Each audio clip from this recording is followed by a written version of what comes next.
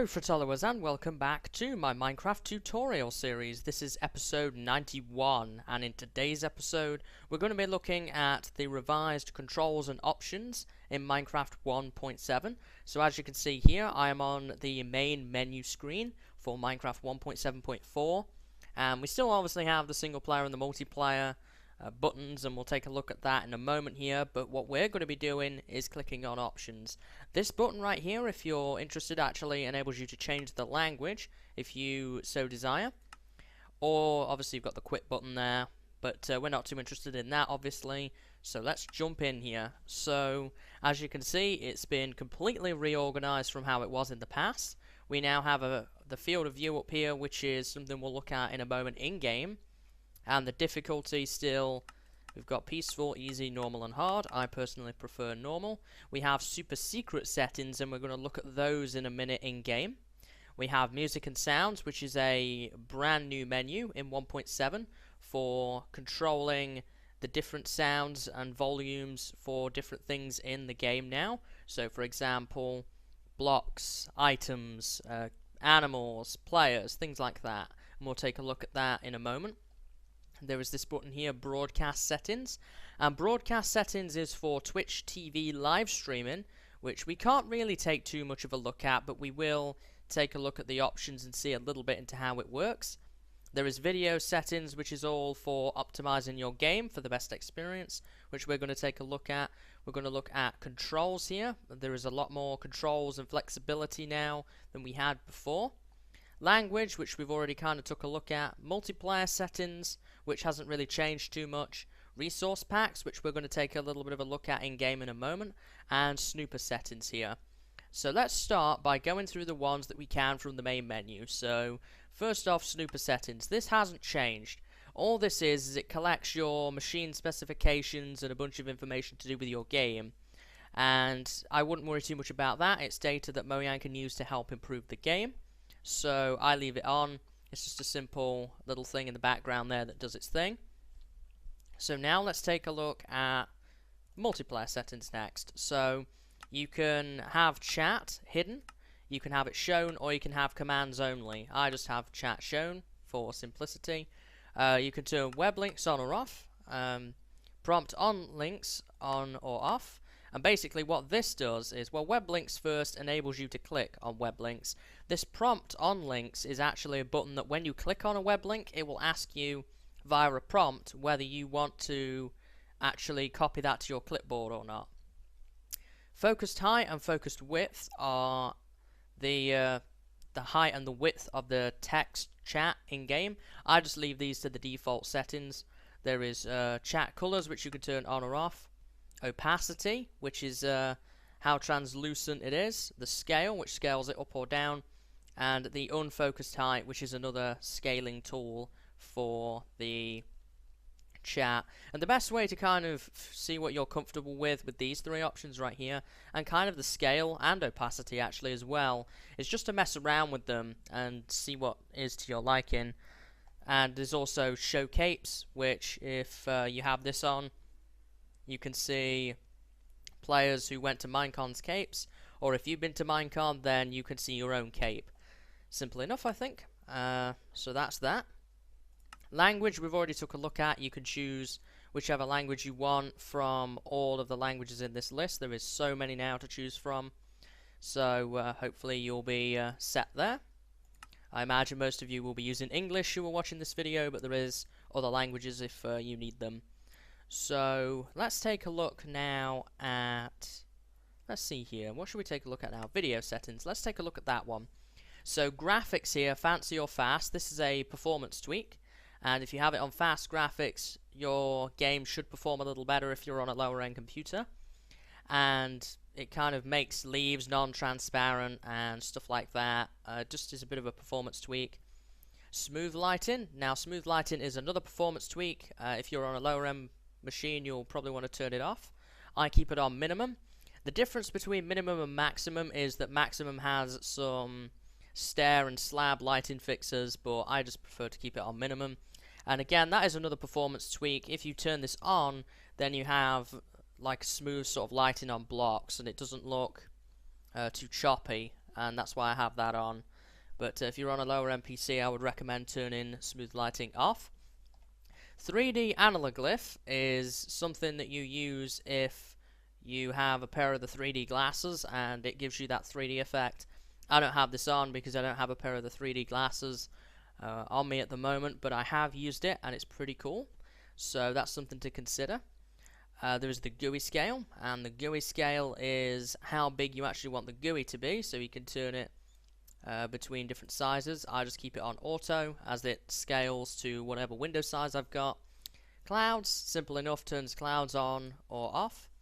Server textures, and what this button does is if you log into a server that uses a resource pack, it will attempt to download that resource pack for you, which is pretty cool, I have to say. Some servers require a certain texture pack to be used to create a feel, and that's what that button does. Use VSync is an option for those of you who produce videos that want to lower what's called screen tearing. And screen tearing is when you turn around it goes really choppy. I have that turned off because it seems to drag on my performance. It's meant to make it better, but I've noticed improved results with it turned off. If you're not producing videos, should I say, then you don't need to worry about this. I would just leave it off. But if you are experiencing screen tearing, then you might want to turn that on and it might help you out a little bit there.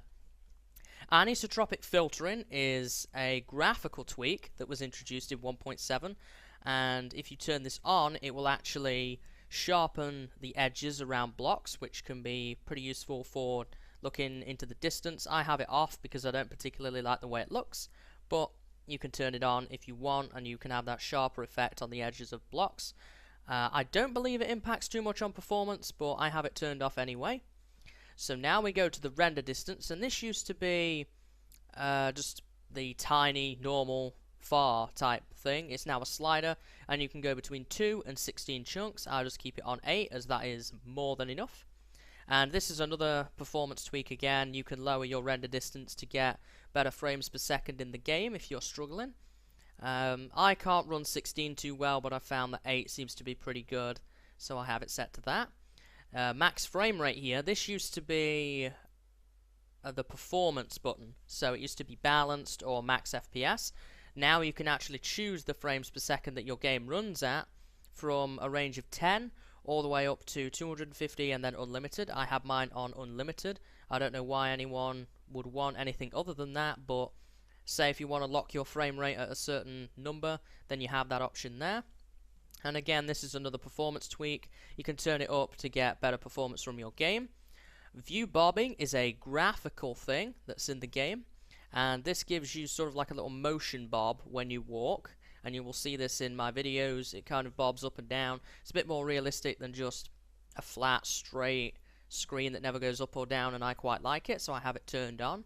Fair warning though, it may give you motion sickness. If you suffer from that, then you may want to turn that off before playing.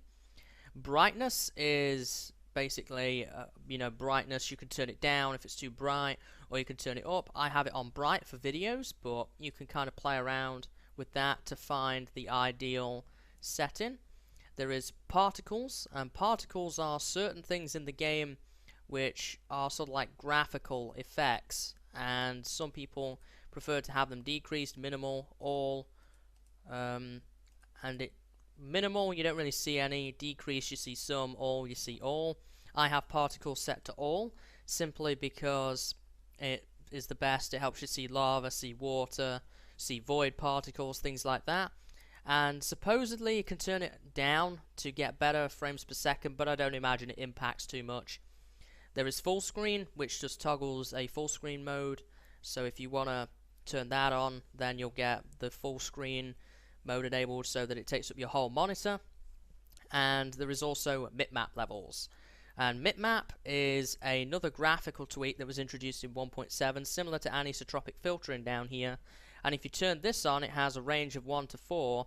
What this will do is it will give you, it makes it more blurred further away essentially, and it kind of smooths it out. And I really don't like the way that looks, so I have it turned off, but some people do.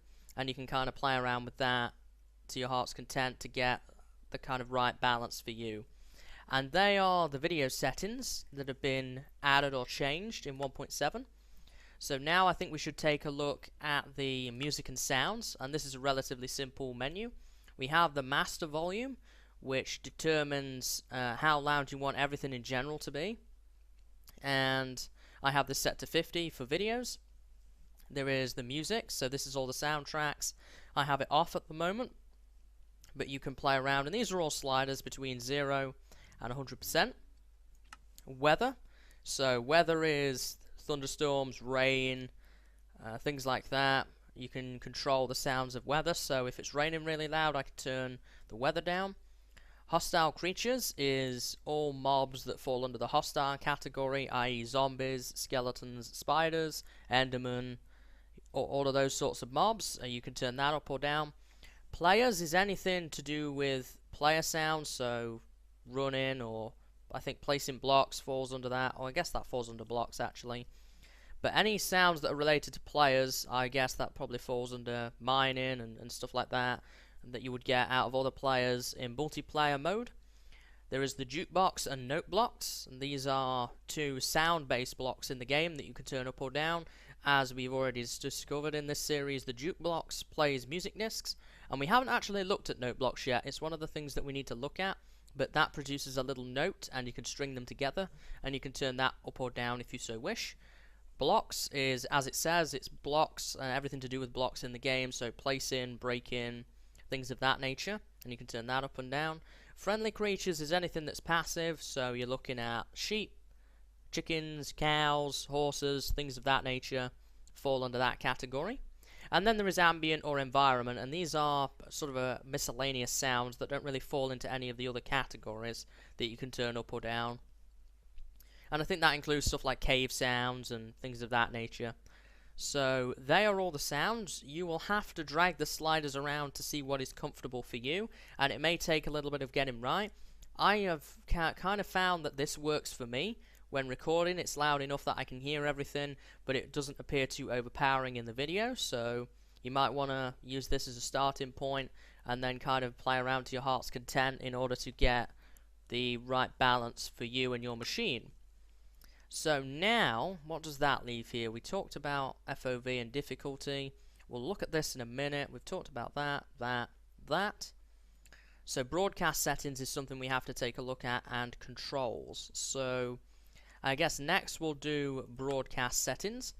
So I don't know too much about this compared to the other menus because I don't stream, but there is a quality thing here, and this is a slider to determine the quality of your stream.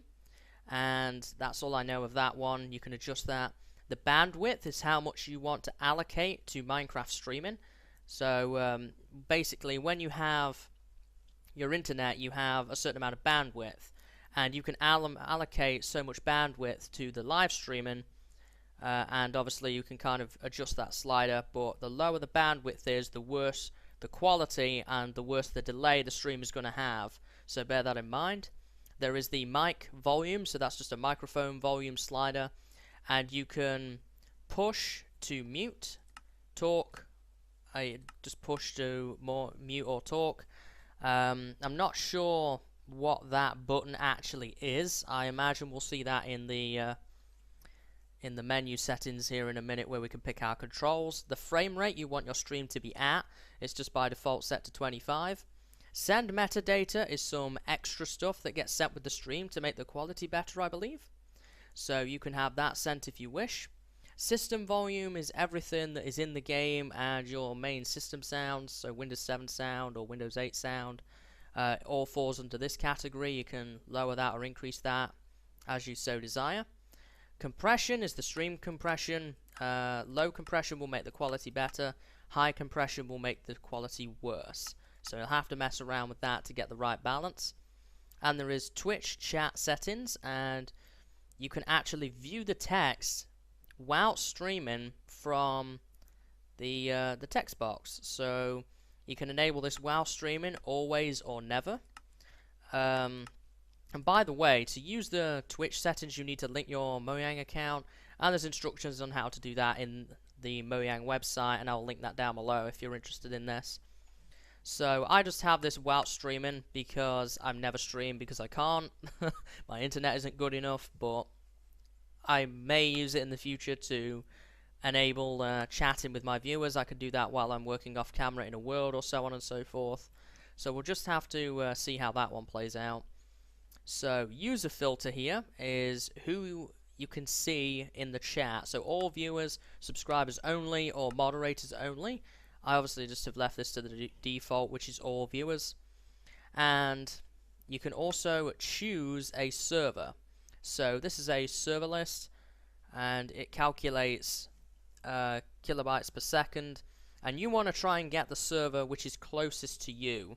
So for me that would be London, UK, but depending on where you live will depend on where you should be streaming to. So we've got Amsterdam in the Netherlands, Stockholm, Sweden, Dallas, Texas, Frankfurt, Germany, Ashbourne over there, New York State, Los Angeles, California, obviously London for me, Miami, Florida, Chicago, Prague, which is Czech Republic, Asia, which is Singapore, and San Francisco, which is also California. So the best I could advise is, if you're in Europe, try and get the closest server to you. So if you live in Denmark or whatever, you're probably going to try and go with Sweden or Netherlands.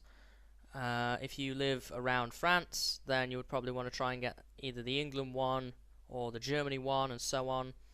And as you can see, it just calculates it there, and you can choose your preferred server, and then whenever you start streaming, it will use that server to distribute to your viewers.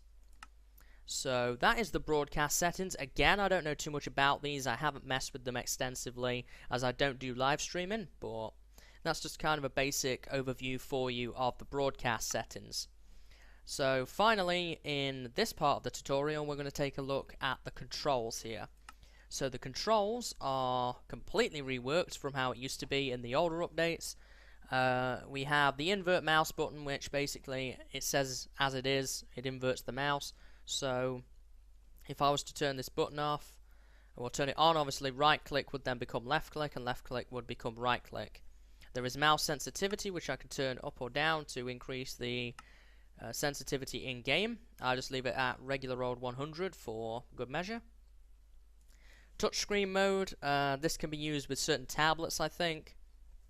Again, I don't know too much about that, but there is a touchscreen mode there. And then we have all the different controls that we use in the game, and it's sorted now under a category of what it kind of falls under. So we've got gameplay there, inventory management, miscellaneous stuff, movement and multiplayer settings, and live streaming settings there. So first off, let's take a look at the gameplay. So this is attacking and destroying. Button 1, which translates to left mouse in English. And that's what you use to attack mobs with, destroy blocks, things of that nature. Drop item, so that's where we drop things on the floor. We could use Q to do that. Pick block, which is a creative only thing, which is button 3, which translates to mouse wheel, and you can actually pick the block type from the world. So say if you're looking at sandstone in a creative world, for example, you can press pick block and you will get a block of sandstone in your inventory. Sprint, which is left control. You can still double tap W, which is how it used to be, but you can hold down left control now to sprint in the game, which is very, very handy, particularly for PvP servers and things of that nature. There is also, you can use the item or place a block, which is right click by default there. So that's kind of drinking potions, opening and closing doors, placing blocks and stuff like that. Then we have the inventory management keys. This is pretty simple. These are the numbers on your keyboard, and you could touch a number to get a different slot on your hotbar, and obviously E to get into your inventory. Pretty simple stuff there. We have miscellaneous, and you can take a screenshot using F2. The cinematic camera is that smooth camera that you can use to film cinematic scenes. By default, that's not bound to any key anymore. It used to be F8. I don't really use that, so it's not bound to a key.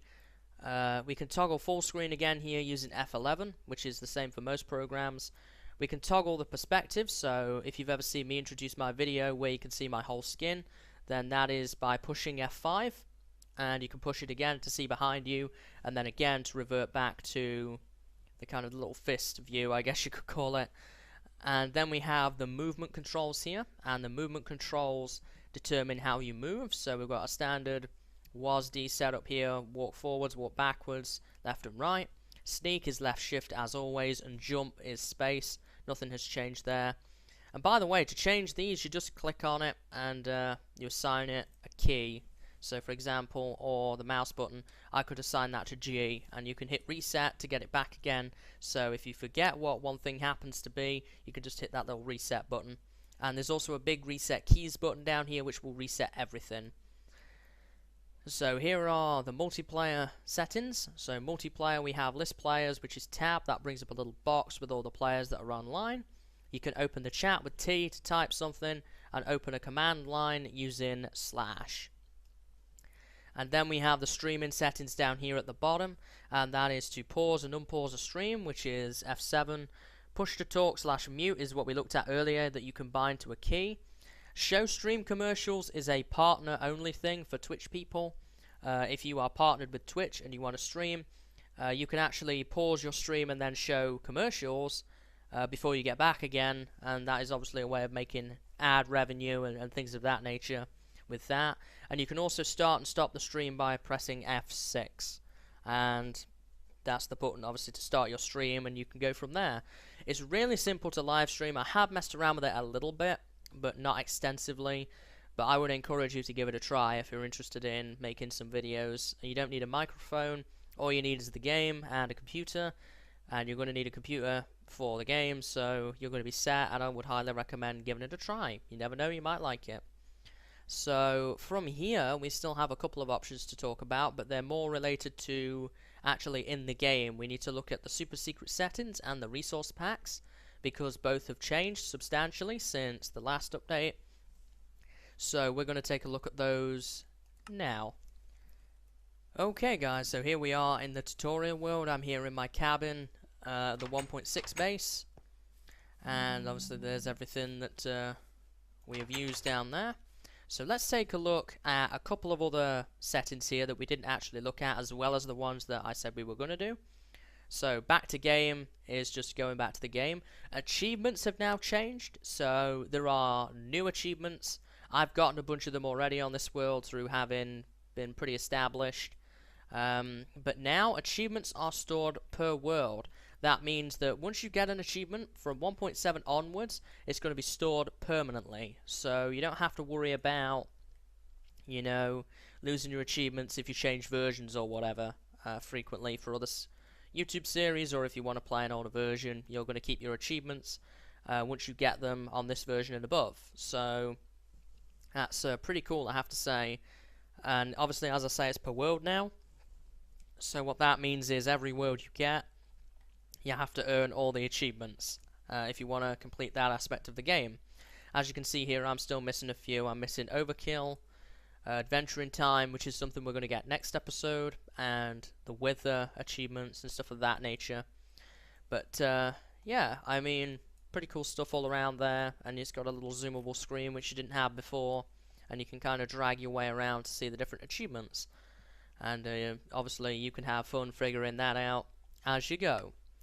And we also have statistics. These are also stored per world now, and as you can see, there's all the different statistics here: general, blocks, items, and mobs.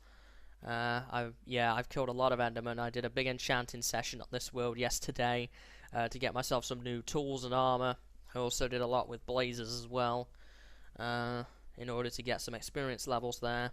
Not killed too much else, but 8,000 Endermen. Jeez, I didn't realize how busy I was yesterday.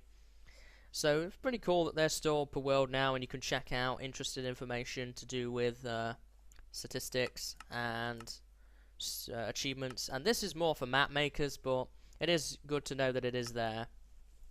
So now let's take a look at the last two option settings in the options menu, and that is the super secret settings button, which we're going to look at first, and then the changes to resource packs. So we have super secret settings here, and what this does is if I push the button, you can see that the game screen changes, and you will see that on the F3 menu there I have Minecraft shaders post notch.json, and what this does is it adds a shader to the game. And there's a bunch of different shaders. You can click the button again and you get FXAA. This is another one here. Sort of blurs it a bit more, I guess. We have art, which is a very heavy filter. You can see our zombie pigman friend is a bit freaky there, unless you get right up close. Torches and stuff are really bright. Bumpy, which is a bumpy type shader, which kind of contours everything more than it was before.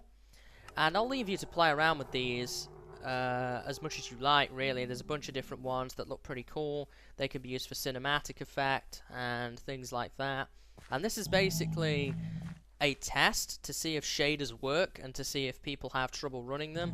And I think what's going to happen is that if people are running them well, Mojang will add shading support into the game, which is a great addition because a lot of people like to use shaders. If you've seen any pictures with shaders, they are the ones with the sky that looks like real sky and stuff like that, and I always think they're amazing in my opinion. So I hopefully look forward to that. If you want to remove the shaders, you can go through the menu until you don't have one. You can check the F3 menu for that, or you can just press F4 and you'll be set, and it just goes back to the regular game. And oh, I thought my pigman friend had gone home, but obviously not. So that's what that is. That is shader support. So lastly, but certainly not least, we have resource pack changes. So before this update, you could only have certain resource packs installed at once. Now you can have multiple resource packs, and I have two here. I have a PvP pack by my friend Mondo, who I work with quite substantially off camera, and I will be installing this, as well as Pixel Reality, which is just one I've got lying around from I don't know when. And we're going to install that one as well, and we're going to see what it looks like. And the idea behind this was, now with resource packs being able to support extra sounds, credits and fonts and stuff like that, that somebody might want to have a texture pack, but also they might want to have custom sounds. So they added both. You can add both now in this update by choosing a resource pack out of this list and pushing that big arrow, and it pushes it into selected resource packs. You can click done, and it will give you this resource pack installed. Goodness gracious. And this is why I don't play with these sort of texture packs. It just never looks right. I mean, what is that all about? It just looks a little strange to me. I don't know. I've never really been a big fan of using them. But say now we have this texture pack on, but I want to install the PvP pack by Mondo. I can put that over the top, and anything that was altered by Mondo's pack will get altered above that. So as you can see, it changed a little bit there. The sword texture changed, and it does seem a little bit strange in the way it works, but this is mainly useful for sound packs and stuff like that, where you can install a texture pack and a sound pack or a font pack and really have greater customization in your game. So that's the way it works. If you want to take that away or push it into the list, you can push it down or push it up, or you can take it out of the list by pushing the arrow the other way, and that one as well, and then just click done, and you can have a bit more customization there with your resource packs. And I don't play with resource packs, so it doesn't affect me too much, but I did think I would cover that as well, just in case that you play with them as well. So there you go, that's that covered. And that is going to be pretty much it for today's tutorial, guys. Relatively simple tutorial compared to some that we've done recently, but I did feel that there was some significant changes there that I needed to cover so that you guys know how to work the new controls. Next episode, we are going to be doing a very fun tutorial, one that I have been looking forward to for a long time now, and that is we are going to go out and we are going to find all the biomes that have been added in 1.7, and we're also going to view some of the changes to the existing biomes that have been added as well. So we're going to be investigating those next episode, and I've kind of already started preparing for that, so I hope you're looking forward to that. I know I really am. And until next time, guys, I hope you've enjoyed, and I will see you later, and have a good day.